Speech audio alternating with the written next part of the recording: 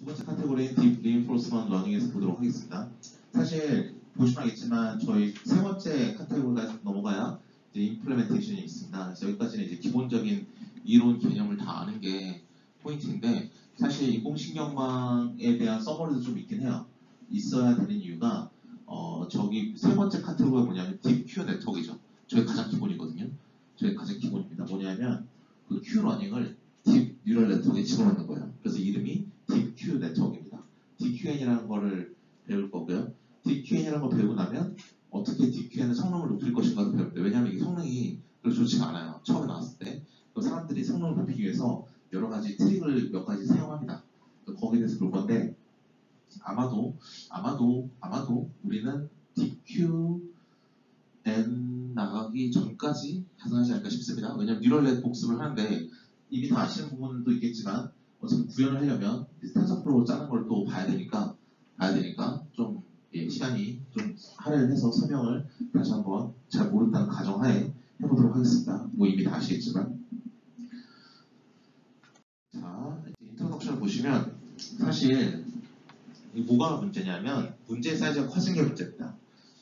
전번에 말씀드렸지만 산업용 로봇에서 우리가 팔의 궤적을 구하는 정도라든지 아니면 부침개를 만든 로봇가 어떻게 하면 부침개를 맛있게 구울 것인가든지 이런 식의 궤적을 구하는 일은 그렇게 어렵지 않게 할 수 있는 일이라고 하지만, 문제는 뭐냐면 사이즈가 엄청 커져서 우리가 그 문제를 풀 때 많은 시간이 걸리게 되면 어떻게 푸는 게 좋은가라는 게 저희가 가진 문제점이 되겠습니다.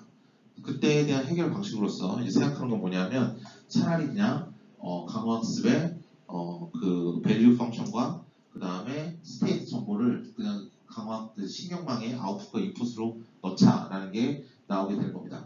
사실 그 Q 테이블이라고 부르는 개념이 있습니다.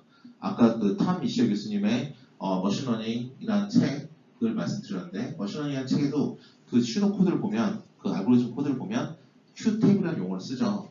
사실 Q라는 값은 우리가 구현을 하려면 테이블로 그립니다. 세로는 다 스테이트 정보고 가로는 액션 정보입니다. 자, 보실까요? 예를 보면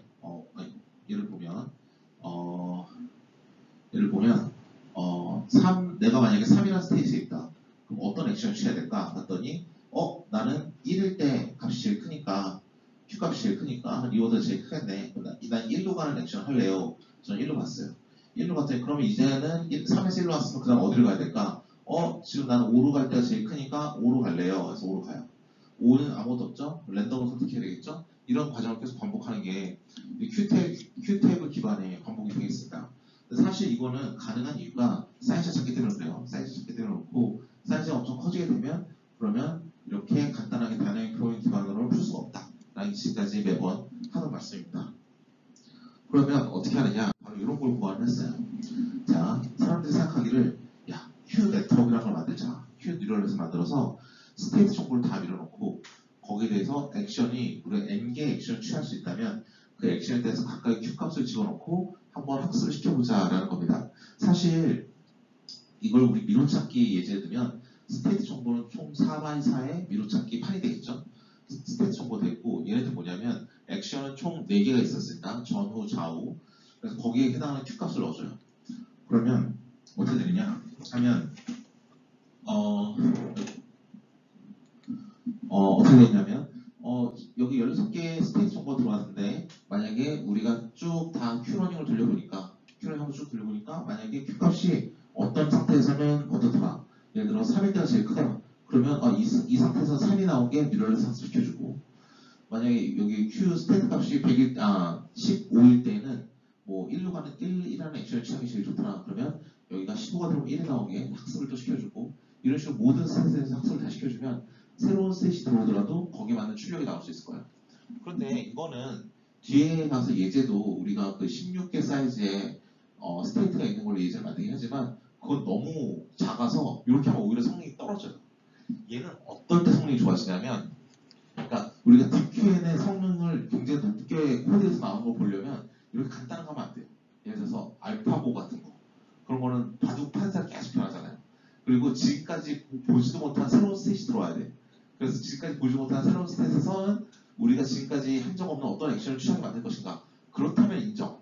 근데 솔직히 15개, 16개밖에 안 되는데 스테이트 정보가 16개밖에 안 되면 그러면 그냥 테이블을 만들어주면 돼요. 야, 스테이트 3번에서는 오른쪽 가격이 왔대. 그러면 굳이 스테이트 3이라는 정보를 넣으면서 그 스테이트 5라는 정보를 넣으면서 3번의 액션을 취하게 만들어주거나 뭐 이런 식으로 어떤 스테이트는 어떤 액션을 취하게 만들어주거나 이런 거는 스테이트 16개밖에 안 되니까 굳이 이렇게 학습시키니 그냥 표 보고 그냥 따라 만드는 게 훨씬 낫죠. 얘는 문제 사이즈가 굉장히 커야지만 좀 의미가 큰 구조라고 보시면 되겠습니다. 그래서 나중에 코드는 일단 코드의 모양이 어떻게 생겼는지 골격을 봐야 되니까 우리가 아까 말했던 그 프로즌 레이크 예제로 코드를 만들긴 하지만 그건 성능이 그렇게 좋지 않을 거예요. 왜냐하면 그거는 그냥 야 7번에서는 오른쪽 가는 거래. 그랬으면 7번 스테이스 넣었을 때 오른쪽으로 가게 한다면 학습시키는 것보다 그냥 7번 들어오면 오른쪽 가게 만들게 하는 거죠. 이건 언제 하는 거냐면 물론 스테이트가 무지막지하게 많고 앞으로 들어올 스테이트는 지금까지 학습했던 스테이트와는 전혀 존재하지 않는 스테이트, 새로운 스테이트가 들어온다면 그럼 이렇게 만들 의미가 있는 거예요. 이해되십니까? 예를 들어서 바둑을 준다 그러면 바둑을 주면 지금까지 내가 바둑을 두고 있어요. 그래서 어떤 바둑판에서는 어떻게 수를 주는 게 제일 좋아. 어떤 바둑에서 어떻게 수를 주는 게 제일 좋아. 그걸 가지고 계속 학습시키고 있었는데 그럼 새로 이걸 딱 엔진 만들어서 바둑을 하는 뉴럴넷이 됐죠. 그럼 여기에 새로운 바둑판을 줘요. 그럼 그 바둑판은 지금까지 우리가 학습할 때 전혀 못 본 바둑판일 수도 있잖아요. 그렇죠? 그러면 이게 의미가 있어요. 근데 지금 꼴랑 16개 사이즈가 있는 그 미로찾기 가지고 16개 넣어주고 학습하는 건 그 16개 범위를 벗어나지 않잖아. 새로운 스테이트가. 그럼 차라리 그냥 왜 학습시키나. 그냥 이럴 때 이렇게 하면 되지. 그래서 그 DQN의 예제로 나오는 거는 성능이 좋지 않습니다. 다만 코드만 보면 돼요. 코드만. 코드가 저렇게 생겼구나. 코드만 꼼꼼히 보시면 되겠습니다.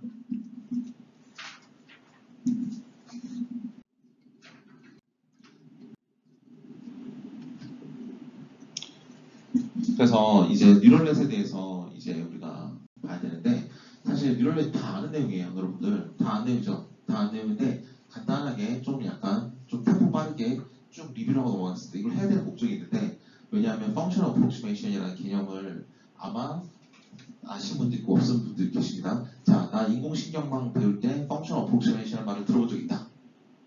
네, 제일 계기신 한 분은 지난주에 들으셨습니다. 근데 그분 빼고는 아직 펑션 어프로크시메이션 용어를 아직 들어보지 못하셨으니까 일단 제가 빠르게 쭉 설명을 드린 다음에 이제 우리 이제 한번 왜 이걸 쓸 수 있는지 한번 알아보도록 하겠습니다. 자, 딥러닝은 이렇게 구성이 됩니다. 딥러닝이 이렇게 구성이 되는데 뭐냐면 딥러닝 모델을 먼저 만들고 그다음에 이렇게 레이어를 쌓죠. 여러분 다 아니까 제가 일단은 구체적으로 얘기 들어가겠습니다. 자, 히든레이어를 쌓아요. 히든레이어 몇 개 있습니까? 4개 있죠. 히든레이어마다 유닛이 7개가 있어요. 그럼 이게 5개짜리 각 벡터가 들어가면 5짜리 가로 벡터 들어가니까 이게 하나, 둘, 셋, 넷, 다섯, 여섯, 일곱 7개 쫙 들어가네요. 그렇죠? 각각의 유닛은 5x1의 세로 벡터를 만들고 걔네들이 7개가 있으니까 5x7의 W 매트릭스를 만든 게 이 첫 번째 히든레이어의 웨이트의 자료 구조입니다. 그렇죠? 바이어스 개수는 유닛의 개수만큼 7개가 들어있을 거고요. 자, 모델을 만든다는 건 뭐냐면 우리가 굉장히 복잡한 문제를 다루면 모델에 레이어도 많이 쌓아주고 유닛도 많이 늘려줍니다. 근데 우리가 만약에 굉장히 간단한 계산한다고 볼 필요가 없어요. 자, 그러면 이거 뭐냐면 결국에 이게 함수라 치면 입력이 들어왔을 때 여기 있는 W 곱해주고 바이어스 해주고 액티베이션 씌우고 결과를 여기 있는 W 곱하고 바이어스 하고 액티베이션 씌우고 그 결과를 여기 있는 W 곱하고 바이어스 하고 액티베이션 씌우고 그 결과를 W 곱하고 바이어스 하고 액티베이션 씌우고 그 결과를 W 곱하고 바이어스 하고 액티베이션 씌운 게 이 결과값이 되는데 이건 이미 껍데기를 만들어준 거예요. 껍데기를 만들어주고 뭘 하라고 그 다음부터 어떤 과정을 거치냐면 그 껍데기 안에 존재하는 요 노란색 동그라미와 파란색 동그라미에 존재하는 W값과 B값을 찾아줘라. 즉 그게 우리가 해야 될 학습입니다. 맞죠? 그렇게 알고 계시죠? 자, 그러면 이 문제가 인풋이 지금 1차원이니까 우리가 멀티플 퍼센트로 얘기했지만 인풋이 2차원이면 CNN 쓸 수도 있는 거고 타임 시리즈면 RNN 쓸 수도 있는 거고 새로운 뭔가를 만드는 뉴럴이시면 간을 쓸 수 있는 거고 아니 우리 마음대로 따로 만들어도 되고 그리고 우리가 정해줄 수 있는 건 히든레이어 개수라든지 유닛의 개수라든지 인풋 아웃풋 포맷이라든지 코스트 함수라든지 옵티마이저라든지 이런 걸 다 정해줄 수 있습니다. 여러분 코스트 함수가 가진 의미가 뭘까요? 우리 좀 이제 똑같은 내용이긴 하지만 뉴럴넷을 다 안다고 가정하에 될 거니까 좀 고급 과정처럼 어려운 질문을 좀 던져보겠습니다. 코스트 함수가 하는 의미가 뭘까요? 코스트 함수. 우리 맨날 코스트 함수 만들죠. 소프트맥스라든지 소프트맥스 안에 소프트맥스 크로스 엔트로피 이런 거 만들고 그다음에 바이너리 클래시파이어도 엔트로피 기반으로 코스트 함수 만들고 이런 코스트 함수가 가진 의미는 뭐냐면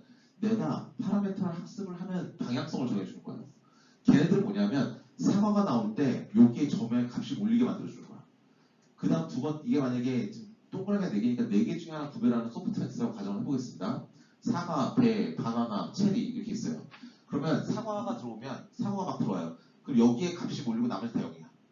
배가 들어와. 그럼 두 번째 값이 몰리고 나머지 다 0이야. 그 다음에 바나나가 들어와. 그럼 세 번째 값이 몰리고 다 0이야. 체리가 들어오면 마지막에 값이 몰리고 다 0이에요. 이렇게 학습을 시켜주면 나중에 사과가 딱 들어왔을 때 위에만 값이 굉장히 높게 몰리고 나머지도 조금씩 값을 있겠죠. 거의 틀린 값들이겠죠. 그럼 여기서 제일 큰 값을 뽑아주면서 넌 사과구나 이렇게 말해주면 되는 거잖아요. 그렇죠? 자, 그래서 코스트 함수는 뭐냐면 여기에 사과가 오면 사과의 특징이 보이면 이 첫 번째로 값이 몰릴 수 있게 그 W 값을 잘 학습시켜주는 일종의 나침판이에요. 학습시키는 방향을 정해준 겁니다. 우리가 소프트맥스 크로스 엔트로피 위드 로지스 버전 2라는 텐서플러스 제공하는 함수를 쓰면 다 학습한 데이터에 맞춰서 만약에 상하면 값이 여기 다 몰리게 만들고 배면 여기 몰리게 만들고 바나나면 여기, 체리면 여기 이렇게 몰리게 만들어주는 게 바로 그런 코스트 함수 하는 역할이에요.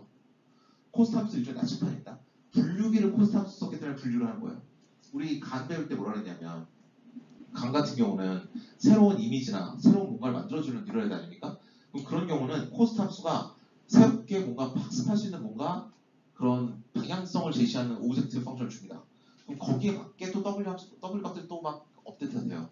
그것처럼 코스트 펑션을 우리가 만들어준다는 무슨 의미가 있냐면 이 뉴럴넷을 학습시키는 방향을 알려주는 거예요. 분류기야? 분류 잘 되게.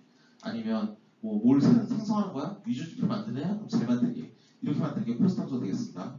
코스트 함수가 정해지면 거기에 따라서 우리가 옵티마이즈도 정해집니다. 왜냐하면 코스트 함수가 정해진 방향대로 우리가 잘 옵티마이즈 할 수 있는 옵티마이즈가 딱 정해졌기 때문에 그래요. 예. 그렇죠? 예. 그 다음으로 우리가 해야 될 건 뭐냐면 트레이닝을 시켜서 자 데이터를 무지막지하게 많이 넣어줘야 됩니다. 자 그냥 기본적인 뉴럴넷이라면 우리 CNN이 그런 게 아니기 때문에 원 디멘셔널 벡터로 넣어줘요. 1차원 벡터로. 그게 아니면 CNN이나 이런 거면 2차원으로 넣어줘도 상관없고요. 또 얘는 원하인 코딩 10 아웃플레이를 넣어줍니다. 그렇게 되면 얘는 분류를 위해서 쓸 수 있는 거죠. 근데 여기서 중요한 건 뭐냐 라지 스케일 데이터셋이에요. 왜냐하면 여기에 W 값과 B 값들 막 섞여 있잖아요. 그 많은 파라미터를 구해야 돼요. 그러면 우리 예전에 그 강의 작년에 저희 강의 들으셨던 분들 제가 강의 노트에 안 써놨던 건데 이런 게 있습니다.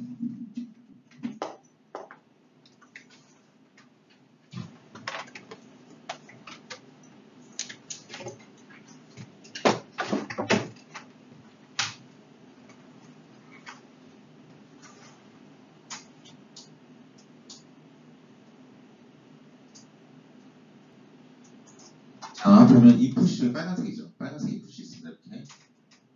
그렇죠? 자, 그 다음에 첫 번째 히든레어 보이죠? 노란색으로. 그러면은 이게 뭐합니까? 첫 번째 우리 행렬 연산을 이렇게 표현합시다. 이렇게 더하기. 그 다음에 첫 번째에 히든레어 웨이트 곱하고 그 다음에 다이어스 더하고 그 다음에 액티베이션 씌우고 그쵸? 이게 첫 번째 히든레어 결과물이죠. 맞습니까? 맞나요? 그 다음에 두 번째 웨이트 곱하고 바이어스 더하고 액티베이션 씌우고 그 다음에 세 번째 웨이트 곱하고 바이어스 더하고 또 액티베이션 씌우고 네 번째 또 행렬 곱하고 히든레어 행렬 곱하고 바이어스 더하고 액티베이션 씌우고 아웃풋 레이어 웨이트 곱하고 바이어스 더한 다음에 그 다음에 액티베이션을 씌우면 결과값이 뭐가 나오죠? 파란색에 Y가 나오죠. 이게 뉴럴 네트워크 연산과 좀 맞나요? 그림을 그리지 않고 수식으로 써라. 그럼 이렇게 쓸 거예요. 맞나요? 그렇죠? 처음 X가 들어오면 첫 번째 히든 레이어 행렬 곱하고 바이어스 더하고 액티베이션 두 번째 히든 레이어 행렬 곱하고 바이어스 더하고 액티베이션 세 번째 히든 레이어 W 곱하고 바이어스 더하고 액티베이션 네 번째 히든 레이어 W 곱하고 바이어스 더하고 액티베이션 마지막 아웃풋 레이어 W 곱하고 바이어스 더하고 액티베이션 씌우면 최종 결과물 Y 나오고 이게 우리가 알고 있는 인공신경망 구조죠. 그렇죠? 그런데 제가 작년 초에 아마 이렇게 설명 안 했을 것 같은데 여러분 혹시 수치 해석 시간에 보관법 배운 거 기억나십니까? 인터폴레이션 뭐냐면 여기에 점이 있고 2,10, 이 점은 2,15. 예를 들어서 이 점은 3,40이에요. 그럼 이 세 점을 지나는 우리 맨날 리니어 리그레션 하니까 요 세 점과 제일 유사한 직선을 찾아라. 이거 많이 했었는데 그거 말고 이 세 점을 다 지나는 선을 찾아라. 하면 어떻게 됩니까? 뭐 이런 2차 방정식이 나오겠죠. 점이 3개니까. 그럼 어떻게 하냐면 2차 방정식을 그립니다. A2의 x의 제곱 더하기 A1의 x 더하기 A0 이렇게 한 다음에 여기다가 1, 10, 2, 15, 3, 40을 넣으면 방정식 3개 나오죠. 3개 방정식 변수 3개니까 연립 방정식 풀면 A2, A1, A0를 구할 수 있다. 뭐 이런 거 배웁니다. 그쵸? 그런데 이 얘기를 왜 하냐면 이게 뉴럴 네트워크 학습이랑 똑같아요. 왜냐하면 지금 우리가 하고 있는 거 뭐냐면 지금 여기 모르는 얘네들을 찾아주고 싶어.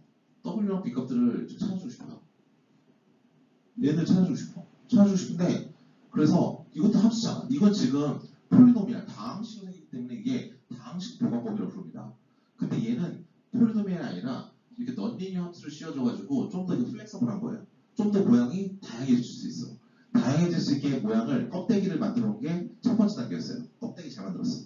그 다음에 두 번째 단계가 뭐냐면 얘의 x와 y에다가 무지막지하게 데이터를 밀어주면서 요 w와 b 값들 다 구해주면 그러면 x와 y의 관계를 나타낼 수 있는데 이 함수가 이 x, y 관계가 굉장히 복잡하다면 예를 들어서 이미지에서 어떤 게 있고 없고 막 이런 관계가 되게 복잡하잖아요. 그렇기 때문에 최대한 이 복잡한 경우도 x와 y를 잘 정확하게 매핑해 줄 수 있는 그렇게 함수를 잘 플렉서블하게 만들어줘야 돼요. 그러니까 딥러닝처럼 레이어를 20개 쓰거나 30개 쓰거나 그렇게 하면 이 그래프를 못 만드는 그림이 없을 겁니다. 관계를 못 만드는 관계가 없을 거야. 왜냐하면 그만큼 펑션을 넌리니어 펑션 많이 썼으니까. 그러면 아무리 x와 y의 관계가 복잡하다 하더라도 저희 넌리니어 함수 한 20개 쌓아버리면 이렇게 다항식뿐만 아니라 어마어마하게 유연한 모델도 만들 수 있어요.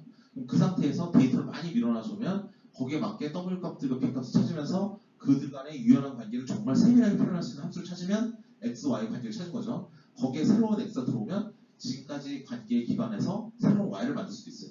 이해되시죠? 무슨 얘기가 뭔지? 자, 그러면 과연 데이터가 몇 개나 필요할 것인가? 여기는 즉 모르는 변수가 3개니까 3개면 되죠. 여기는 모르는 변수가 몇 개인지 모르지만 이 W의 사이즈, B1의 사이즈, W2, B2 사이즈 다 더한 건데 우리 옛날에 엠리스트 할 때 엠리스트 기억나십니까? 엠리스트 수고식 분류했던 거 거기 하신 거 보면 엠리스트 이미지 하나 사이즈가 784죠. 근데 히든레이어 하나 256개, 256개, 200개 3개 샀죠. 그때 파라미터 몇 개인지 계산하면 33만 몇천 개 나옵니다. 33만 5천 만 개 나와요. 그런 간단한 뉴럴 네트워크 33만 개의 파라미터를 찾는 옵티마이제이션 하는 거예요. 그러면 이 경우는 레이어가 3개가 아니라 더 많기도 하거니와 물론 유니스에서 훨씬 작지만 이런 것도 어떻게 보면 몇백만 개 그냥 다 필요할 수도 있습니다. 데이터가.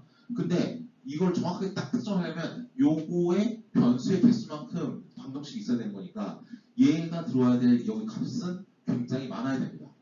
그쵸? 그건 당연하겠죠? 그래서 되게 많은 양의 데이터가 필요해요. 두 번째 단계에서 우리가 뭐라고 말하고 있냐면 우리 딥러닝에서 항상 많은 양의 데이터가 필요하다라는 이유가 바로 이것 때문에 그래요. 이것 때문에 이 W 값과 B 값을 찾아주기 위해서 많은 양의 데이터가 필요하기 때문에 그렇습니다. 근데 이 펑션 어프록시메이션이라는 것만 잘 알고 있어도 괜찮아요. 왜냐하면 이렇게 펑션 어프록시메이션을 하면 우리 나중에 이거 할 수 있거든요. 여기다 스테이트 정보 집어넣고 여기다 액션을 집어넣어요. 자, 이거 지난주에 얘기했던 건데 자, 바둑을 줍니다. 바둑을 주는데 야, 어떤 판에서 이 세돌은 어떻게 두더라? 그러면 어떤 판에서 이 세돌은 어떻게 두는 거나 액션. 스테이트, 어떤 스테이트 들어오면 이 세돌은 또 어떻게 두는 거나 액션. X에다 또 어떤 스테이트 들어오면 Y에다가 이 세돌은 또 어떻게 둔다 액션. 이라고 해서 이 세돌의 지금까지 평생의 대국을 다 집어넣어버리면 그러면 뭔가 이 세돌을 비승대가 따라하는 뉴럴넷을 만들 수 있습니다. 그렇죠? 그러면 이게 강원습처럼 보여요. 왜냐하면 어떤 스테이트에서 어떤 액션을 취했어. 스테이트 변했겠지. 변화한 스테이트를 다시 집어넣어줘. 그러면 그 변화한 스테이트를 봤을 때 이 파라미터 계산해서 어떤 액션이 나올지 또 알려줘요. 또 그럼 그 액션에서 뭔가 판이 또 변하면 그 변한 걸 또 집어넣어줘요. 또 추론하겠죠. 이런 식으로 계속 돌면 왠지 강학습처럼 보여요. 그렇죠? 근데 이거는 뭐 더 좋은 거 뭔지 아십니까? 강학습 보이는 것도 더 좋은 거. 뭐가 더 의미가 있을까? 이렇게 빨라집니다. 왜냐하면 학습할 때 좀 학습하는 시간은 많이 들겠지만 다이나믹 프로그래밍으로 이걸 푸느니 차라리 이게 훨씬 나아요. 그렇죠? 빠르다는 게 절대적으로 빠르다는 게 아니라 다이나믹 프로그래밍보다 빠르다는 겁니다. 자, 두 번째 좋은 거 뭐가 있을까요?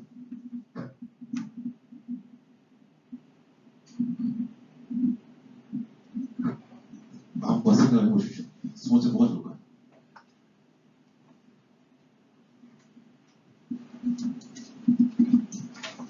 틀려도 됩니다. 말씀해 보시죠. 뭐가 좋아질까요?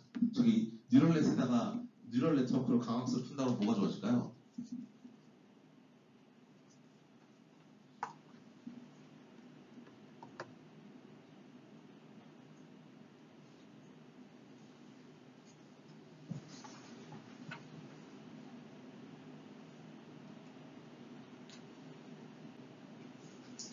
뭐가 좋아지냐면 리워드를 몰라도 돼.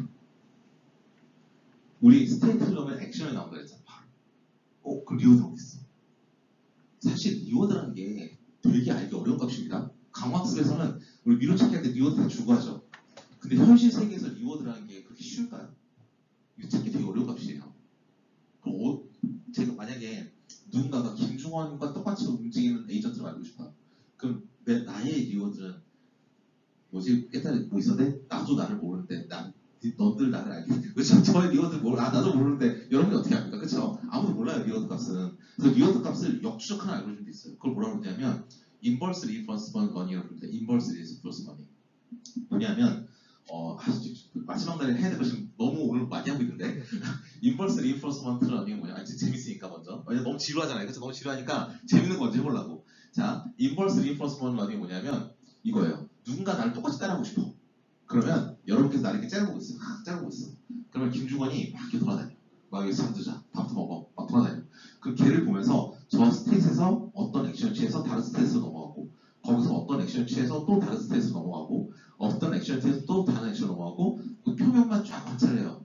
그 다음에 뭘 하냐면 그러면 저 사람의 안에 숨어있는 리워드는 과연 뭐길래 제가 저렇게 행동하는 걸까라는 그 사람의 리워드를 역추적하는 알고리즘이 있어요. 그게 강화학습을 거꾸로 돌렸다. 문제를 거꾸로 만들었다 해서 인버스 리인포스먼트 러닝이라고 합니다. 이걸 만든 사람이 누군지 아십니까? 이게 누군가의 박사학위 논문이에요. 누군가의 박사학위 논문인지 아십니까? 여러분 그 인공 머신러닝 강의로 제일 유명하신 분. 콜세나 올랐던 거. 앤드류 교수님이 원래 머신러닝 강의로 되게 유명하시잖아요. 앤드류 교수님이 버클리에서 박사할 때 이걸로 박사 받으셨어요. 인버스 리인포스먼트 러닝으로. 그래서 앤드류 교수님이 2000년도인가 2002년도에 박사했는데 그때 ICML이라는 학술대에 이 논문이 한 3개인가 4개 싣고 그걸 졸업하셨어요. 근데 그것만 한 거 아니에요. 그 아이디어 너무 간단하잖아요. 그것만 가지고 박사할 수는 없고 그 안에 뭐가 숨어있냐면 우리가 어떤 사람의 액션과 스테이트를 보고 그 사람의 리워드를 거꾸로 추적하고 싶다면 이게 할 수 있을까 없을까? 이거까지 증명하셔야 되잖아. 그쵸? 그래도 자 봤더니 그 사람이 어디까지 증명했냐면 이거는 우리가 쿼드라틱 프로그램이라고 부르는 굉장히 특별한 형태의 옵티마이제이션 형식이라 이건 주어진 시간 내에 솔루션을 구할 수 있다. 여기까지 증명을 해버려요. 그런 다음에 뭐라 그러냐면 쿼드라틱 프로그래밍이니까 머신러닝에서 많이 쓰는 SVM이라는 기술이랑 굉장히 비슷해서 굉장히 연관성 있다. 여기까지도 논문에 쓰고 나갑니다. 근데 여러분 여기까지 모르셔도 되고 뭐만 기억하면 되냐면 저 거꾸로 추론해서 리워드를 찾는 게 가능하구나. 그걸 증명한 사람이 있다. 라는 것까지만 기억하시면 돼요. 그런데 최근에는 이게 불가능해지기 시작했어요. 왜냐? 이게 싱글 에이전트라서 어떤 사람이 김중원만 이렇게 딱 보면서 이게 스테이트 액션 변화를 보고 있어요. 그럼 오케이. 근데 어떤 사람이 그 사람이 김중원뿐만 아니라 여기 계신 분, 저 뒤에 계신 분까지 이 3명을 묶어서 저 사람을 한 번에 보고 싶어요. 즉 뭐냐면 요즘에 한참 유행하는 뭐냐면 그냥 강화학습이 아니라 다중 강화학습이에요. 다중 강화학습을 할 때 과연 각각의 리워드를 구할 수 있느냐? 이거는 불가능. 다중 강화학습은 뭐냐면 여러분 축구를 할 때 축구를 하는 강화학습 에이전트 만들어봅시다. 마커티션 프로세서나 큐러닝으로. 자 배웠죠? 자 축구할 때 어떻게 하면 리워드가 증가할 것 같아요? 그렇지. 누구세요? 야 역시 개념을 이제 이해하셨네. 자 공을 발로 차야 리워드가 증가하겠지. 그쵸? 이게 똥볼이 되고 뭐가 되건 일단 공을 차는 방향으로 액션을 취할 거 아니에요. 그쵸? 아닙니까? 공을 피하는 방향으로 액션을 취하나요? 공이 오면 공을 차는 방향으로 액션을 취하겠죠. 그러니까 다들 이게 에이전트 여러분들이 다 저랑 같이 이제 축구를 합니다. 옆 동네 여기 어디냐 저 밑에 부산 애들이랑 같이 이제 축구를 하러 가요. 대구에서 모여서 부산으로 갑니다. 원정을 뛰는데 자 우리 축구를 하는데 다 강화학습 에이전트 다 자동화된 AI예요. 자 얘네들끼리 협력을 안 해. 다 각자의 강화학습 공 한번 바로 차보겠다. 그러면 이게 초등학생 축구가 됩니다. 혜성처럼 공이 뿅 날아가면 애들 이렇게 쫙 따라붙죠. 이렇게 변해요. 이거는 협력하는 게 아니잖아. 굳이 다중을 할 필요 없잖아. 근데 요즘에 사람들이 제일 풀고 싶어하는 문제가 뭐냐면 어떻게 에이전트끼리 협력을 해서 얘네들 궁극적인 목적을 달성하게 만들 것인가. 코오퍼레이티브 멀티 에이전트 강화학습이 요새 최고의 인기입니다. 굉장히 멋있어 보이죠? 근데 이거 불가능합니다. 진짜 불가능해요. 그래서 사람들이 눈으로 보일 때는 코오퍼레이티브하게 보이지만 실제로는 그렇지 않는 그런 일종의 꼼수를 쓰기 시작합니다. 뭐냐 하면 이거 좀 말하면 안 좋은 얘기긴 하지만 그 옛날에도 얘기한 적 있나? 그 평창 올림픽 우리 있었을 때 되게 안 좋은 거 있었죠. 승부 조작, 쇼트트랙 승부 조작. 감독이 야 너는 중국에서 빠뜨리고 너는 일본에서 빠뜨리고 네가 금메달이야? 네가 금메달 나는데 딱 하면 뭐냐면 강화학습을 하는데 액션이 하나로 나오는 게 아니라 이 3개짜리 팩트로 나와요. 1번 선수 액션, 2번 선수 액션, 3번 선수 액션. 실제로 강화학습은 감독 머리에 혼자 돌리고 있는 거야. 그리고 결과로 1번이 어떻게 움직여야 되는가, 2번이 어떻게 움직여야 되는가, 3번이 어떻게 움직여야 되는지가 계속 나오고 있는 거예요.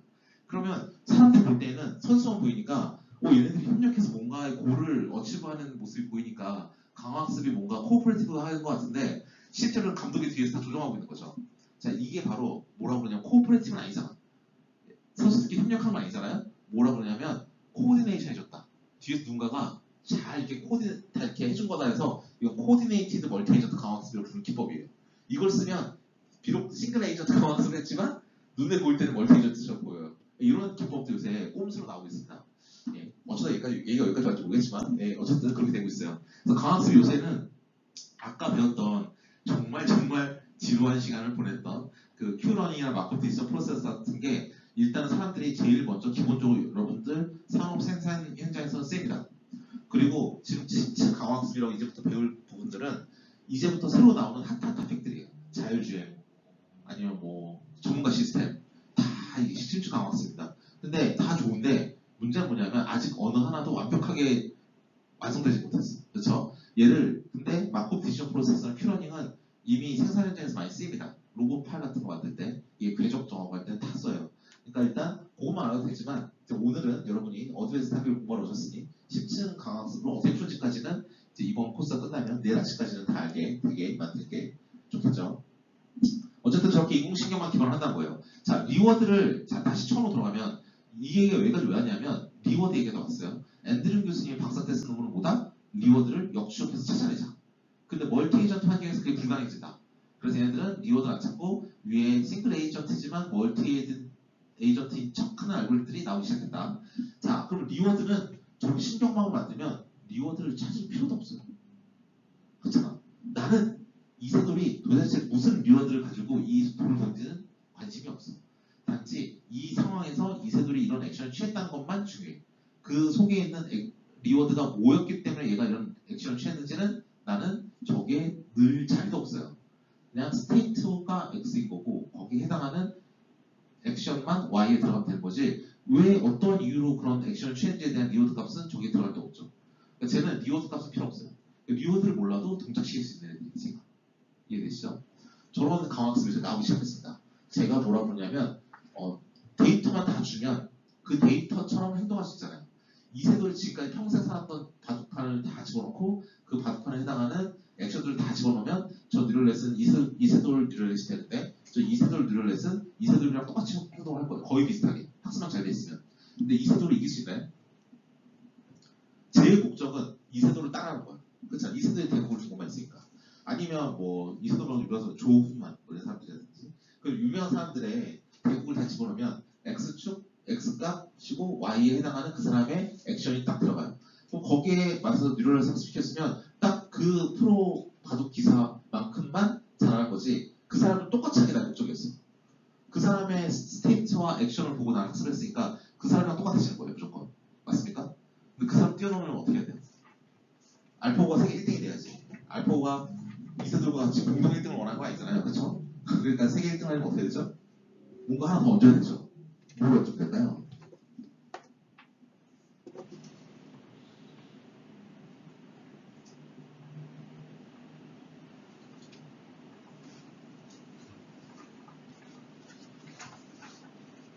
자, 뭘 얹으면 되냐면 트리서치를 얹습니다. 트리서치.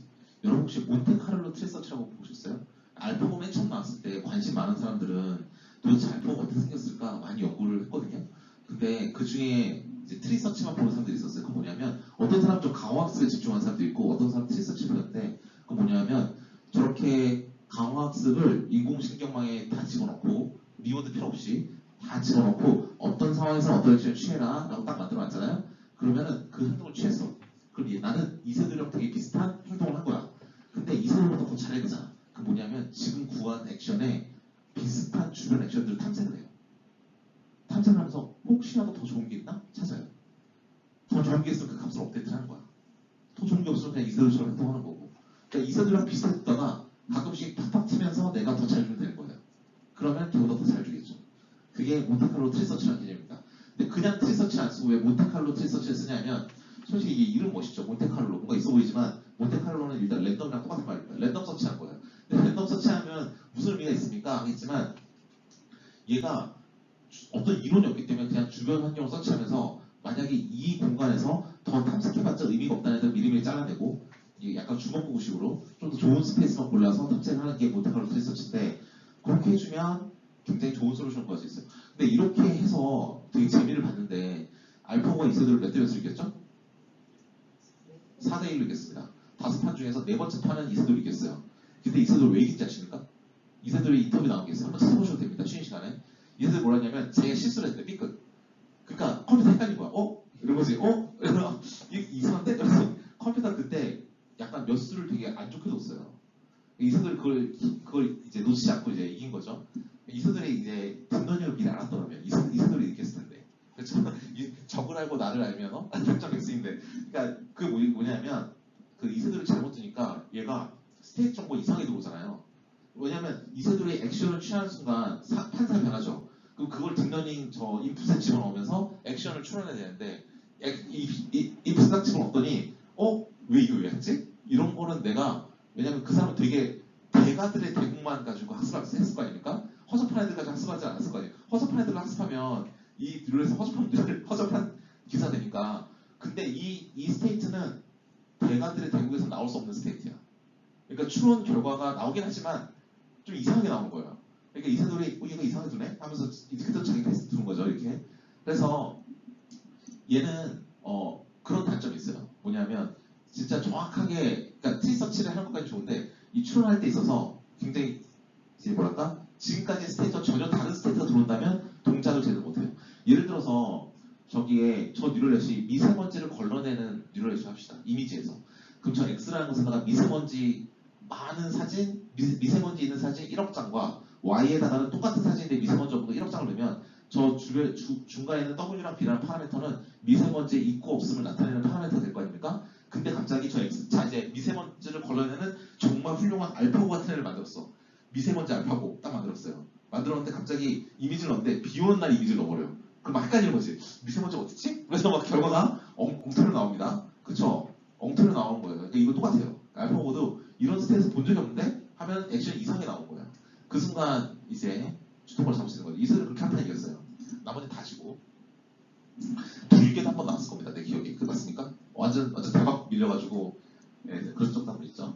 근데 알파고는 이제 저런 식으로 등장을 해요. 그래서 일단 이세돌과 유사한 솔루션을 먼저 낸 다음에 1단계 그 위에다 트리서치 얹어가지고 주변에 혹시라도 더 좋은 솔루션이 있는지 없는지를 탐색하는 거 나옵니다. 근데 그런 트리서치라는 방식은 생뚱하게 그냥 나왔냐? 그건 아니고 트리서치라는 방식은 그 예전에도 게임 알고리즘 만드는 애들 많이 썼습니다. 게임하는 사람들은 많이 그러니까 게임 AI 만드는 사람들은 몬테칼로 트리서치를 원래 많이 쓰던 거예요. 그리고 지난주에 뭐 말씀드렸지만 저 몬테칼로 트리서치의 대가 중에 한 명이 지금 성황대학교에 계시는 그 장영수 교수님이라고 정말 하신 분이 계십니다. 예. 어쨌든 그렇습니다. 여기까지 해서 우리가 왜 데이터를 많이 넣어야 되는지에 대한 설명이에요. 예. 우리 옛날에 이거 배울 때는 데이터 많이 넣나 보다 하고 넘어왔는데 왜 데이터를 많이 넣어야 되냐? 저거 펑션의 어프로치메이션을 부릅니다. 저거를 함수를 근사화한다. x와 y가 관계가 너무 복잡해서 미세먼지가 있고 없고를 일반화시킨다고 생각해보세요. 너무 복잡하잖아. 어떤 사진이 미세먼지가 있고 어떤 사진이 미세먼지가 없대. 그 사진 2장 간에 미세먼지 있고 없고 갈라야 되는 건 노가다만 할 수 있어요. 근데 사진 5장만 갖다 놓고 자 이게 사진 5장이야. 미세먼지 있는 사진 5장인데 내가 다음날 찍었더니 미세먼지 없게 찍었더니 5장 똑같이 나왔어. 이들 간의 관계를 함수로 나타냈어요. 그러면 못 나타냅니다. 이거 그쵸? 왜냐면 일반화 시켜야 되잖아요. 미세먼지 있고 없고에 대해서. 근데 그거를 저렇게 논리니어 펑션을 20개, 30개를 쉬어가면서 딥러닝 구조를 만들어버리면 할 수 있다는 거예요. 그렇기 때문에 딥러닝을 쓰는 거고 아무리 복잡한 x와 y가 오더라도 그에 관한 관계를 어프록시메이션 시켜서 표현해줄 수 있으면 새로운 미세먼지에 있는 사진이 들어왔을 때 새로운 미세먼지 없는 사진을 만들 수도 있고 다만 여기에 생뚱맞게 미세먼지 없는 비 오는 사진을 넣어버리면 성능이 아작나는 경우가 있겠지만 그게 바로 이세돌 이길 때 그런 방식으로 이기는 건 있다라는 거고요. 예, 그렇습니다. 그 세 번째 단계입니다. 이제 세 번째 단계가 뭐냐면 인퍼런스 단계입니다. 인퍼런스 추론 단계. 뭐냐면 우리 저 펑션 어프록시메이션에서 저 칠판에 있는 저 식에서 W값, B값 다 찾았어요. 그러면 새로운 X만 들어오면 이제 Y를 언제든지 만들어줄 수 있어요. 그렇기 때문에 저렇게 되는 겁니다. 저 트레인드 모델에서 노란색 저 동그라미들이 다 학습됐으니까 이제 빨간색만 새로 들어오면 새로운 파란색을 우리가 찾을 수 있다라는 게 일단 테스팅이라 부르고 아니면 이미 학습된 파라미터를 가지고 우리가 결과를 추론해낸다 해서 인퍼런스라고 부르기도 합니다. 학문적으로 인퍼런스로 주로 많이 불러요. 이게 실제 생활에서 이제 우리가 수행한 결과를 보는 그런 과정이 되겠습니다. 이게 바로 우리가 신경망에서 하는 일이에요. 솔직히 여기까지 알면 이 다음에 나오는 신경망에 대한 한 50페이지, 60페이지 슬라이드를 볼 필요도 없죠? 왜냐면 우리 여기다 스테이트, 저 빨간색에다가 스테이트 넣고 저 파란색에다가는 액션을 넣는 거예요. 그런 말을 하기 위해서 중간에 뒷머리가 설명하기 때문에 딱히 볼 필요는 없지만 그래도 차근차근 복습을 한번 해보는 시간은 필요합니다. 혹시라도 다 까먹은 분이 있을 수도 있으니까 워낙 오래전에서. 네. 저번에 그 지도학습이 이렇게 되면 이제 지도학습이 되는 겁니다. 되게 좋은 포인트 잡으셨어요. 맞아요. 지도학습이 돼요. 그런데 아까 전에 좀 전에 그 트리서치를 적용을 하게 되면 네. 또 어떤 게 좋은지를 알려면 리워드라는 개념이 이제 들어가야 되는 되게 좋은 의미인데 그때는 리워드라고 부르지 않습니다. 그때는 밸류라고만 불러요. 그냥 가치. 예. 그래서 막 나중에 그 인공지능 있지 않습니까? 인공지능을 지금 우리가 이제 딥러닝과 강학습만 배우니까 그런데 인공지능 교과서를 만들고 배우면 맨 처음에 나온 게 서치 알고리즘을 배워요. 경로 탐색 어떻게 하는가 이런 거 왜 배우나 싶거든요. 근데 그 왜 배우냐면 서치 탐색할 때 트리 서치를 하면 이 알고리즘 컴플렉시티가 폴리노미얼 아니에요.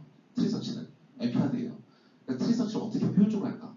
그래서 내가 딱 트리 서치 하다가 어떤 규칙에 의해서 하다가 이쪽은 갈 필요가 없다 잘라는 거 안 하거든요. 프루닝 알고리즘 이런 것도 배워요. 그러니까 트리 서치도 인공지능에서 굉장히 큰 분야입니다. 우리가 요새 관심이 없을 뿐. 그래서 얘는 그 알파고처럼 몬테크로 트리 서치를 이 뒤에 붙여버리면 그러면 성능이 확 좋아지는데 그거에 대해서는 약간 강화학습과 별개로 다릅니다. 왜냐면 여기 분야가 다르니까 서치 알고리즘이니까. 그래서 강화학습에 쓰는 용어를 쓰진 않아요. 같이 한번 부릅니다. 그럼 저거를 만약에 제가 처음에 했던 그 그리드 이 문제에서 저걸 적용을 할 수가 있는 어디에서? 어디에 적용? 저희 첫 번째 AQ 러닝 첫 번째 예제에서 네. 그 문제를 지금 미로찾기? 네네. 이용할 수 있는데요. 그래서 DQN을 미로찾기를 풀 때 풀 수 있다 그랬잖아요. 그때 슬라이드에 뭐라고 말씀드렸냐면 이걸 미로찾기를 푼다. 그럼 스테이트 정보가 들어오고 어떤 액션이 제일 좋은지 오른쪽 하기 좋은지 스테이트 액션이 넣어주면 되는데 이거는 잘 동작을 안 할 거예요. 스테이트가 16개밖에 없죠. 데이터가 16개밖에 없어요. 근데 앞으로 넣어줄 데이터도 그 16개 중에 하나야. 이렇게 돼버리면 굳이 이런 거 쓸 필요 없는 거죠. 16개 표로 만들어 놓고서 7번 스테이트야? 쭉 7번은 오른쪽으로 가래. 이게 나은 거지 굳이 학습이랑 돌릴 필요 없어요. 그러니까 이제 이거 같은 경우에는 액션 이 상태에서 이런 액션을 했다라는 그런 뭐 이미테이션 같은 네. 역할을 할 수는 있을 것 같은데 맞습니다. 아까 전 그 큐런이 제 첫 번째 예제처럼 어떤 문제를 풀어라고 이렇게 제가 뭔가를 지도를 해주는 게 아니죠. 액션을 가르쳐 주는 게 아니잖아요. 그렇죠. 그런 경우에 얘가 스스로 액션을 이제 만들어내야 되는 상황이 첫 번째 케이스는 가능할까요? 잘 모르겠습니다. 좀 더 생각해봐야 될 것 같은데 자, 첫 번째 예제가 뭐였죠? 우리 큐러닝의 첫 번째 예제가? 그 그리드에서 이렇게 그 미로 찾는 거? 네네네. 이거 마찬가지로 미로 찾는 것도 이걸로 풀 수 있거든요. 저희 강의 노트에 이거 미로 찾는 코드도 있습니다. 있는데 성능이 막 좋진 않아요. 테이블 배치하는 것도 나쁘지 않아요. 미로 찾기 16칸을 딱 스테이트에 집어넣고 각각의 스테이트에서 어떻게 액션을 4개 중에 하나를 취하는지를 뽑아낼 수 있습니다. 근데 그게 일단 16개 그냥 표로 만들어 놓고 3번일 땐 오른쪽으로 가야지 이거보다 과연 성능이 좋으냐 하나 될 수도 있다는 거죠. 근데 그러면 이걸 왜 쓰냐 지금까지 학습시켰던 스테이트와 전혀 새로운 스테이트가 들어올 가능성이 있을 경우 그러면은 뭔가 추론을 또 해줘야 되잖아요. 그럼 뉴럴레스를 해줘야 될 거예요. 근데 이것처럼 16개밖에 없고 또 앞으로 우리가 앞으로 가질 액션도 이 16개 하나면 굳이 학습까지 할 필요는 없는 겁니다. 이해되십니까? 네. 그러면 잠시 쉬었다가 지금 시간이 51분이니까 4시간 10분쯤에 뵙겠습니다. 네, 시작하겠습니다. 마지막 단계 그래서 보다 저렇게 학습을 다 시킨 파라미터들이 있으면 x와 y의 관계를 추론하기 위한 걸 알고 있으니까 x 값을 넣으면 우리가 그때 학습한 관계에 근거하여 y를 도출할 수 있다. 만약에 저 x라는 게 전혀 생뚱맞게 들어오면 얘가 좀 제대로 동작 못한 감도 있긴 하지만 일반적으로는 저런 뭐 비디오 카메라에서 읽어온 거다 그러면 이미지의 포맷 자체가 이제 원래 학습할 때처럼 정형화됐으니까 그럴 영향 거의 없겠죠. 게임이나 그런 게 아닌 이상은. 그렇죠? 자, 이 얘기는 우리가 딥러닝 할 때 굉장히 자세하게 들었던 부분입니다. 오피팅 기억나시나요? 저랑 같이 들어주셨던 분들은 오피팅에 대해서 얘기를 굉장히 많이 했으니까 이거 얘기를 드렸겠지만 지금은 오피팅에 대해서는 별로 걱정할 게 없기 때문에 짧게만 말씀드리고 넘어가면 오피팅은 우리가 학습할 때 데이터가 너무 많지 않은 경우에 발생하는 현상입니다. 즉 데이터가 너무 없다. 즉 내가 침대를 만들고 싶은데 인체공학적으로 만들고 싶으면 여기 계신 분들의 자는 모습을 알고 있어야 되는데 프라이버시가 모른다면 얘 자는 모습만 가지고 만든다면 그러면 저렇게 이상한 모양의 침대가 나올 것이고 너무 저 특정한 하나의 모델에만 너무 예민하게 만들면 저런 데이터가 실험실에서 들어온다면 실험실에서 잘 나가겠지만 밖으로 가지고 나갔을 때는 성능이 다 안 좋아질 것이다. 그게 바로 OPT입니다. OPT의 가장 큰 문제점은 뭐냐면 코드는 완벽해요. 코드 완벽하니까 저렇게 사람처럼 잘 만들겠죠. 그렇기 때문에 아무리 코드를 뚫어지게 쳐봐도 답이 안 나옵니다. 저건 코드가 문제가 아니라 데이터가 문제인 거예요. 데이터 개수가. 그렇기 때문에 지금 현 세대처럼 데이터 기반의 AI를 연구하는 사람들은 저런 문제를 다 가지고 있다고 보시면 되겠습니다. 예, 저런 문제 항상 유념해야 되고 항상 해결하려고 노력을 해야 된다라고 말씀드릴 수 있겠습니다. 신경망, CNN이고 RNN이다. 알파고 같은 경우도 바둑판 모양과 여러 가지 복잡한 인풋을 우리한테 줍니다. 뉴럴넷한테. 그럼 뉴럴넷을 간단하게 그냥 DNA로 만들어도 될까요? 히든 레이어 그냥 막 써도 될까요? 아닙니다. 그렇게 다차원의 공간으로 알파고가 스테이트 정보를 주기 때문에 그거를 컨볼루션 뉴럴넷으로 씁니다. 그래서 CNN을 기반으로 해요. 알파고는. 그래서 강화학습은 CNN은 강화학습 의미가 있습니다. 강화학습의 스테이트 정보가 2차원, 3차원, 그림 이렇게 들어오는 경우가 있기 때문에 그럼 CNN 씁니다. 강화학습에다가. 근데 RNN은 제가 아직까지 쓴 건 못 봤어요. 강화학습을 RNN 쓴 거 아직 못 봤으니까 저 오른쪽은 우리 지금 당장 큰 그게 없습니다. 관심이 없습니다. 이게 바로 아까 말씀드린 펑션 어프로크시메이션을 다시 설명드린 거예요. 칠판에 했던 설명을 이제 그림으로 다시 그린 건데 우리가 지금까지 배운 건 저 오른쪽에 있는 리그레션입니다. 경향성을 판단하는 게 지금까지 우리가 해야 될 일이었다면 그 다음에 우리가 뉴럴넷에 관심 있는 건 뉴럴넷에 관심 하에 있는 건 저 인터폴레이션이 되겠습니다. 저 인터폴레이션이라는 거는 우리가 함수를 만들어 놓고 우리 점들이 모두 다 그 함수를 지나가야 되는 거예요. 그래서 1,10, 2,15, 3,40이라는 점을 만들어 놓고 세 점을 모두 다 지나가는 건 2차 방정식이다. 그래서 2차 방정식을 먼저 만듭니다. 이렇게 먼저 만들고요. 그럼 개수를 찾아줘야 되겠죠? 그래서 개수를 찾기 위해서는 1,10, 2,15, 3,40이라는 값을 저 x, y에 넣어주면 함수가 3개가 나오니까 방정식이 3개가 나오니까 그 열린 방정식을 풀어서 우리가 A0, A1, A2로 풀면 된다가 우리가 수체석 시간에 배우는 보관법인데 사실 이 수체석 시간에 배우는 이 보관법은 저 밑에 보여주신 것처럼 뉴럴 네트워크 트레이닝과 관련이 많다라고 칠판에 쓰면서 말씀을 드렸습니다. 그렇게 해서 아까 칠판에 그렸던 거를 다시 한번 쓰면 다음 것 같죠? 저렇게 인풋이 빨간색 인풋이 들어오면 빨간색 X가 있고 우리 지금까지 찾아야 될 변수를 파란색 썼으니까 W1, B1 곱하고 더하고 W2, B2 곱하고 더하고 아웃풋 레이어를 곱하고 더한 다음에 각각의 곱하고 더하기를 할 때마다 액티베이션 함수를 씌워주면 그게 대문자 Y가 된다. 아웃풋이 된다라고 알 수 있고요. 우리는 뭐다? 저기에다가 수많은 데이터를 X와 Y에 밀어 넣어주면서 저 파란색 값들을 찾아주는 거다. 그게 바로 저 검은색 글씨 써있는 펑션 어프로크시메이션. 저 말을 우리가 할 줄 알아야 됩니다. 수학과나 통계학과에서 이론하시는 분들이 쓰는 딥러닝 교과서에서 항상 1장에 나오는 말이 펑션 어프로크시메이션이다. 수학적인 의미는 그렇다는 거죠. 자, 근데 이게 왜 심층 강화학습에서 의미가 있느냐? 스테이트 정보와 액션 정보와 X, Y에 다 밀어넣어줘도 그렇게 유사한 애를 만들 수 있기 때문에 그렇습니다. 근데 그래서 다시 한번 정리하자면 알파고 같은 경우는 저런 딥 리인포스먼트 러닝의 구조를 가지고 있다. 스테이트과 스테이트를 가지고 그 다음에 액션을 가지고 심층 강화학습, 심층 신경망을 학습을 해준 다음에 그들 간의 파라미터를 찾아주면 되는 건데, 그런데 우리가 저 심층 신경망을 만들 때에는 우리가 바둑판은 2차원이니까 CNN 기반을 만든다. 그래서 알파고는 강화학습 플러스 CNN의 그 결과를 갖다 놓고 몬테칼로 트리서치까지 붙여버리면 딱 맞습니다. 네, 그래서 이게 심층 강화학습이라는 관리있다고도 말씀드렸어요. 제일 큰 장점보다 리워드 같은 거 몰라도 학습할 수 있다. 라는 겁니다. 이세돌 마음속에 있는 리워드를 우리가 어떻게 할 거예요? 그걸 안다고 해서 그걸 또 어떻게 만들 거예요? 그렇죠? 리워드라는 거는 여기서 존재하지 않습니다. 이거 아까 나왔던 거죠? 근데 여기서는 다시 보여드릴 이유가 있어요. 뭐냐면 액션, 만약에 어떤 스테이트에서 어떤 액션을 취해라 4개 중에 하나입니다 라고 한다면 보면 알겠지만 액션을 여기다가 앞서는 게 아니라 액션의 Q값을 집어넣어요. 액션의 Q값. 즉 그 액션을 취했을 때 취할 수 있는 이득값이에요. 그러니까 얘도 일종의 리워드거든요. 그러니까 리워드를 아예 몰라도 된다는 건 여기에는 해당사항이 없어요. 얘가 밸류 베이스드 가치 기반 강화학습, 정책 기반 강화학습 이렇게 두 가지로 나뉘거든요. 정책 기반 강화학습은 Q값이 없어요. 그냥 액션으로 바로 매핑이 돼요. 지금 말한 것처럼 스테이크와 액션을 넣으면 됩니다 라고 말하는 건 다 정책 기반 강화학습입니다. 그걸 왜 그렇게 이름을 정책 기반이라고 부르냐면 저 일정한 저 Q 밸류라는 값을 보지 않고 어떤 액션을 취할지 액션만 보는 거잖아요. 내가 어떤 행동을 취할지를 보기 때문에 정책 기반 강화학습을 보는 거고, 얘는 A가 좋다는 말을 직접적으로 A가 제일 좋은 밸런스입니다 라고 말해주는 게 아니라 그 A일 때 Q값, B일 때 Q값, 뭐 마지막일 때 Q값만 알려줌으로써 Q값 제일 높은 애가 제일 큰 성능을 가진 애지라고 명시적으로 말하지 않고 묵시적으로 말을 합니다. 그러면 여기도 Q값을 쓰기 때문에 얘는 가치 기반 강화학습을 불러요. 밸류 값을 쓰는 거니까. 아시겠죠?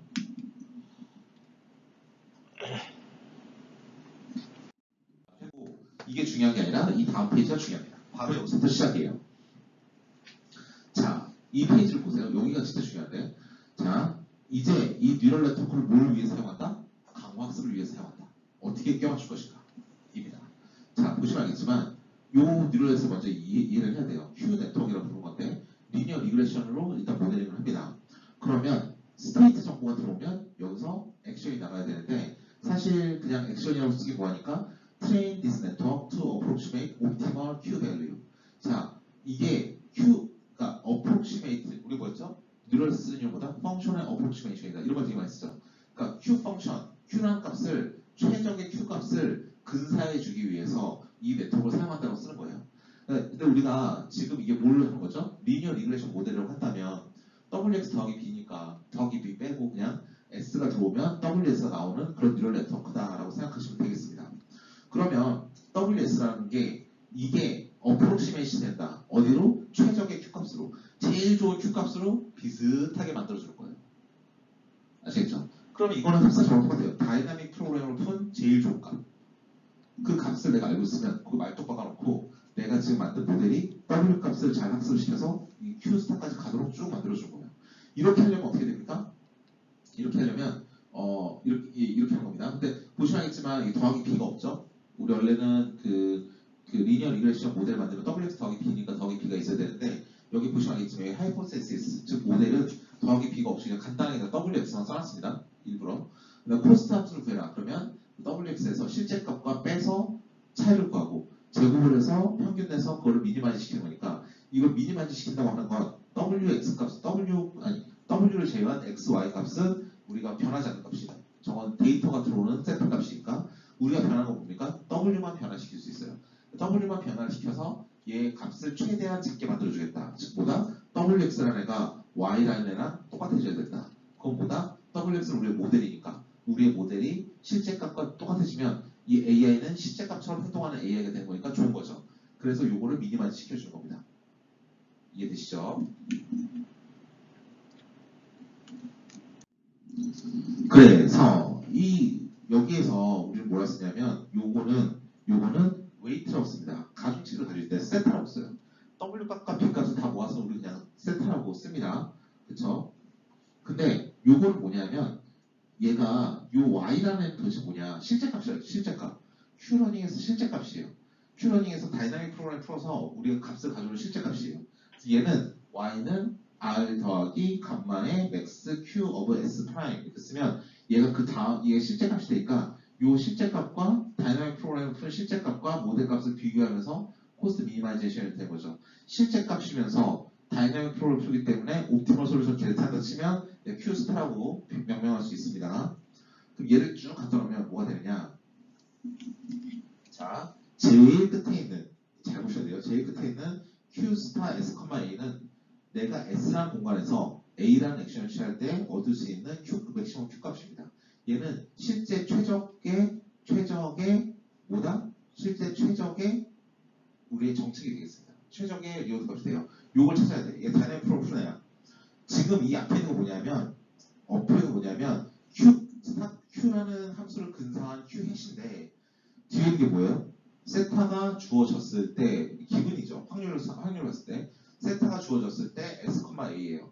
어떠한 파라미터가 주어졌을 때 sa를 넣어주면 얘와 똑같아진다. 그렇게 만드는 세타를 찾아줘라 이겁니다. 자, 다시 한번.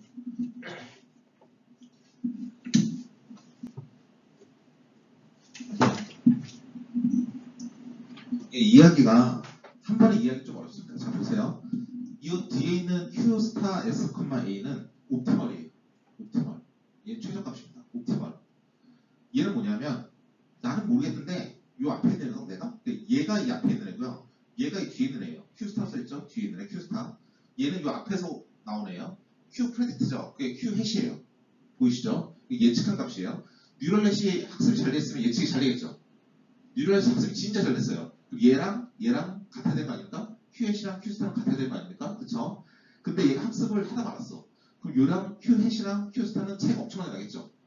우리는 뭐냐면 얘네들 차이가 안 났으면 좋겠어요. 이해되십니까? 그래야 우리가 학습이 잘 된 거예요.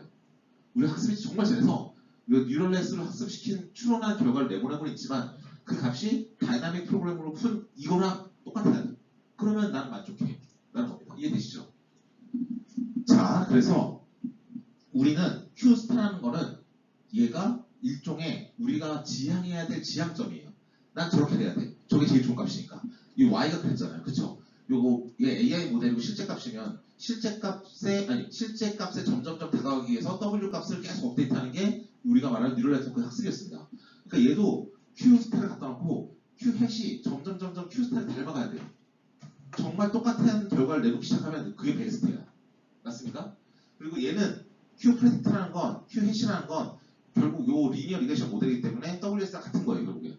얘 두 개 당연히 같은 거고, 우리가 원하는 건 얘네들 겁나 비슷해지는 걸 원하는 거예요. 이해되십니까? 자, 그런데 요 안을 보면 기분이라고 나오고 세타가 들어가 있죠. 뭐냐면 세타가 주어졌을 때, 그러니까 세타 값에 따라 들어가는 거예요. 우리가 학습을 정말 많이 시켜서 세타 값이 겁나 좋아. 그럼 겁나 좋은 세타 값으로 S랑 A를 우리가 추론해내면 거기에 따른 Q값과 여기에 따른 Q값은 같겠지. 겁나 좋다는 게 뭡니까? 동적 개법이랑 똑같이 행동하는 게 겁나 좋은 거죠. 근데 학습을 몇 번밖에 안 시켰어. 데이터도 별로 없어. 엄청 구려요. 구린 세타예요. 구린 세타를 깔아놓고 자, 구린 세타가 주어졌을 때 기본 조건이죠. 조건 확률이니까 구린 세타가 주어졌을 때 그때의 S, A를 보고 Q값을 구해라 하면 얘랑 엄청 많이 다르겠죠. 얘 다이나믹 프로그램을 푼 제일 좋은 값이니까. 그러니까 우리가 원하는 건 뭐냐면 얘네들이 비슷해질 거야. 근데 S를 바꿀 수 있나? 똑같은 S인데 A를 바꿀 수 있나? 똑같은 A인데 못 바꾸죠. 근데 얘네들이 정말 비슷하게 만드는 뭘 구해라? 세타를 구해라. 세타를 구하라는 건 무슨 말입니까? 웨이트를 구해라. 요 W 값을 구하라는 건 무슨 말입니까? 학습시키란 말이죠. 뉴럴넷 학습을 시켜서 학습시킨 뉴럴 네트워크의 Q값이 그냥 옵티멀한 Q값이랑 비슷해지면 된다.가 답이 되겠습니다. 이해되세요? 어렵지 않죠? 이해 안 돼도 괜찮습니다. 내일 아침 시작할 때 복습하고 할 거예요. 다. 예. 다 복습합니다. 안 그럼 시간이 너무 많이 남아서 마지막 날 감당이 안 돼요. 예. 자, 그래서 이렇게 표현을 해요. 이것도 역시 민스퀘어 에러가 되겠습니다. 자, 오른쪽은 우리가 지향하는 최고 좋은 값입니다. 이렇게 표현을 해요. 사실 정확히 말하면 이렇게 표현하면 안 돼요. 근데 일단 이렇게 표현을 합니다. 근데 왼쪽은 우리가 뉴럴넷으로 학습시키네요. 얘는 뉴럴 네트워크를 학습시킨 값, 얘는 실제 값 이렇게 보시면 되겠습니다. 얘네들을 빼서 제곱해서 평균을 해서 미니마이즈 시키래. 뭐죠? 최소 상수법이랑 똑같죠. 얘네들 점점 비슷하게 만들어주라는 거죠. 비슷하게 만들어주는데 얘가 기본적으로 Q스타 값이니까 얘 변화시킬 수 있는 것보다 세타다. 세타를 변화시켜서 미니마이즈라고 해요. 아규먼트 세타라며. 그러니까 요 중에서 요 까만색 중에서 요 세타만 쫙 잘 조절해주면 너네들이 되게 비슷할 거야. 지금 그 얘기를 해주는 겁니다.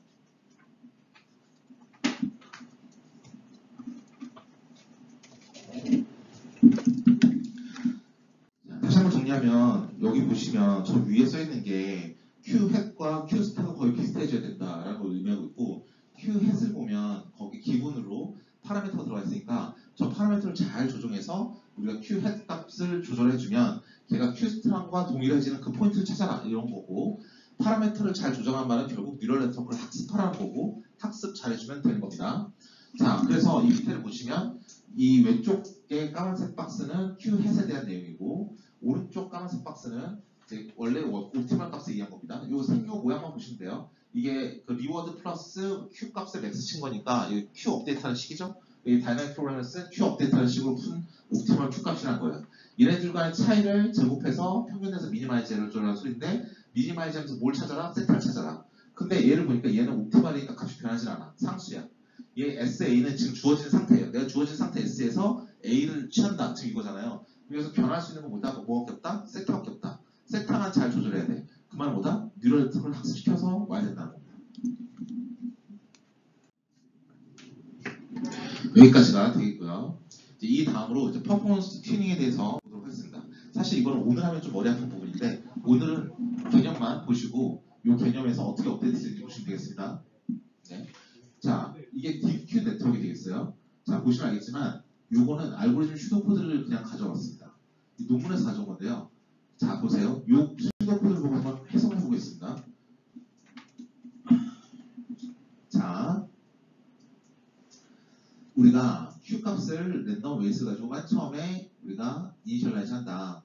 에피소드 넣는다. 즉, 강학습이 또 돌고 있는데 시퀀스를 다 초기화시키고 시작을 하는데 그 다음에 랜덤 셀렉션된 A를 가지고 지금 뭔가 일을 하고 있대요. 얘는 입실론 그리드를 의미해요. 입실론 그리드를 의미해요. 근데 이 부분이 제가 볼 때는 굉장히 포인트가 되는 것 같아요.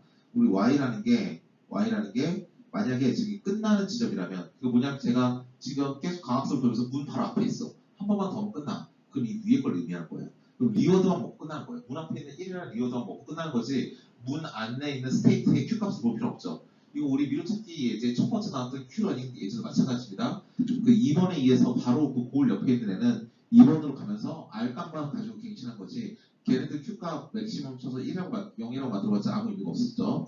자, 그 중간 단계는 뭐냐? 이렇게 바로 우리가 그걸 쓴다. 뭘 쓴다? 다른 프로그램을 써서 우리가 값을 구한다. 라고 알고 있습니다. 그렇죠? 뭐 이런 간단한 프로시저를 이제 쭉 나타낸 건데요. 이거 자체에 플러스로 다음과 같은 절차를 수행합니다. 자, 이건 지금 그 코드의 제일 마지막 부분만 가져온 거예요. 보면 알겠지만 Y라는 건 인공신경망에서 제일 아웃풋 레이어를 의미합니다. 아웃풋 레이어는 인공신경망에서 레이블을 의미합니다. 얘는 레이블이고요. 우리 레이블과 Q 값의 차이를 제곱해서 우리 미니마이즈 한다는 거예요. 자, perform a gradient descent step. gradient descent 하는 거 뭐죠? 그 함수의 민용값을 찾는 거죠.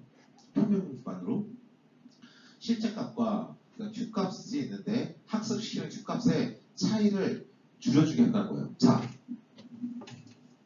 우리 최소 자승법으로 리니어 리그레션 만들 때 어떻게 했죠? Y가 있고 그 다음에 Y는 실제 값이고 모델 값이고 최소 자승법이니까 얘네들의 차이를 낸 다음에 제곱을 한 다음에 평균을 줬어요. 자, 얘가 지금 실제 값이죠. 얘는 모델 값이죠. 차이를 낸 다음에 제곱을 한 다음에 평균 어떻게 하는지 모르겠지만 하여간 그 다음에 그라디언트 디센트를 미니마이즈 해줘요. 우리가 알고 있던 학습 과정이랑 똑같죠. 리니어 리그레션에서 보던. 그리고 우리의 모델 뭐였어요? 리니어 리그레션 모델이었잖아요. 그러니까 얘는 지금 뭐 하는 소리냐? 학습 시작하는 소리겠죠. 이해되십니까? 다만 이 안에 들어가 있는 이러한 Y라는 값은 이런 형식에서 얻어온 값이라는 강화학습의 피처만 넣어줬을 뿐이지 얘는 지금 인공신경망 학습이랑 하나도 다를 게 없습니다. 실제 값과 Y sub I 그 다음에 모델값 Q라는 모델값을 빼서 제곱해서 얘를 미니마이즈 해주는 요거 콘스탄트로 고려하니까 그런 방식을 취하기 때문에 얘는 인공신경망의 학습 과정과 100% 동일합니다. 다만 요 안에 들어가는 요 y 값을 구하는 방식이 이제 우리가 강화학습 기반을 만들기 때문에 그 부분만 다른 거지 나머지 다 똑같아요.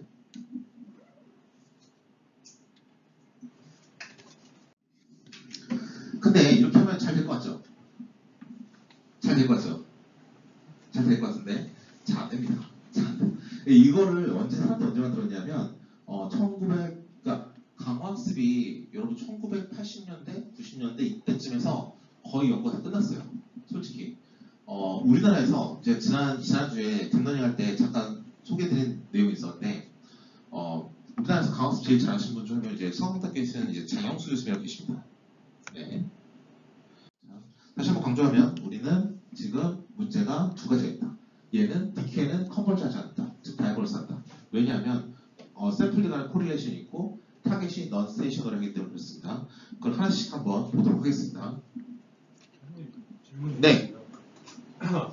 여기서 자, 그러면 첫 번째 하나씩 보면 데이터의 코릴레이션이 있어요. 이게 뭐냐면 자 보세요. DQ에 넣는 건 지금 스테이트 정보를 넣었어요. 그럼 거기에 따라서 액션이 나오죠. 그럼 그 액션에 따라 스테이트가 변하죠. 그러면 지금 첫 번째 뉴럴넷에 넣었던 스테이트와 지금 두 번째 넣고 있는 스테이트 간에 뭔가 코릴레이션이 있죠. 두 번째 넣었던 스테이트는 아까 액션에서 나온 결과값이야. 그럼 걔를 또 넣으면 그 결과의 액션에서 스테이트가 변하니까 세 번째 스테이트는 두 번째 스테이트와 코릴레이션이 있어요. 즉 얘는 꼬리에 꼬리를 모는 스테이트들이 쭉 입력되고 있는 거예요. 그렇기 때문에 데이터들이 여기에서만 코릴레이션에 여기서 왔다 갔다 하는 거지 전체적으로 샘플링이 돼서 하는 건 아닙니다. 우리 이거 지금 아까 리니어 리그레션 모델이었는데 점들의 분포가 있으면 이 파란색 선을 찾는 게 우리의 목적인데 지금 이 스테이트들이 여기서만 계속 왔다 갔다 하고 있으면 그럼 얘네들만 묶어서 나중에 리니어 리그레션 친다 그러면 로컬리 코릴레이트된 정보들만 가지고 얘네 둘만 가지고 리니어 리그레션 하면 요 빨간 선이 될 텐데 빨간 선은 우리의 전체 성과는 완전 다르게 생겼잖아요. 성능이 확 떨어지는 거예요. 그래서 이렇게 하지 말고 우리가 학습을 할 때에는 샘플링을 랜덤하게 막 섞으면서 하자. 그러면 보시면 알겠지만 리플레이 버퍼라는 걸 둬가지고 이제 로컬리 코릴레이트된 이 데이터만 가지고 하는 게 아니라 랜덤 샘플링 한 다음에 걔네들 가지고 선을 긋는 이런 식으로 문제를 해결하려고 말을 합니다. 그래서 솔루션은 뭐냐면 캡처 앤 리플레이예요. 리플레이 버퍼라는 걸 둬서 여기에 항상 맞물려 있는, 그러니까 학습시킨 데이터를 넣을 때 S0를 넣으면 A라는 게 나오고 A에서 S1이 나왔어요. S1A에서 A가 나오고 그것에서 S2가 나왔어요. 그걸 다 집어넣고 그걸 통해서 S3가 나왔으면 그걸 다시 집어넣고 이렇게 S0, 1, 2, 3, 4 이렇게 순서대로 밀어넣으면서 학습시키지 말고 데이터를 다 모아놓은 다음에 왜 그거를 나올 때마다 하나씩 바로 넣느냐, 데이터를 다 뽑아놓은 다음에 얘를 탈탈탈탈 해서 섞은 다음에 랜덤한 애를 집어넣으면 우리가 점들이 랜덤한 애들을 가지고 이제 리그레션을 시작할 거니까 얘가 훨씬 정확하다는 거죠. 예, 그러니까 뭐냐면 데이터가 나오는 대로 바로바로 넣지 말고 다 모았다가 랜덤으로 섞어서 집어넣고 그래야 데이터 전후 관계에 따른 이 옆에 있는 애 이런 식으로 학습되는 경우를 막을 수 있다는 겁니다. 자, 그래서 얘네들은 보신 것처럼 이렇게 랜덤하게 랜덤 샘플링 리저스와 유니폼하게 디스트리뷰션 돼 있다는 거죠. 그래서 이 러닝 스테이트들을 여러 가지 스테이트 정보를 다 가져와서 걔네들 버퍼에 집어넣어요. 그 다음 버퍼에 쫙 집어넣은 다음에 걔네들을 가지고 랜덤 샘플링해서 걔네들 가지고 리그레션 하면 되는 겁니다. 그래서 이건 익스피리언스 리플레이라고 해서 리플레이 버퍼라는 거를 실제로 만듭니다.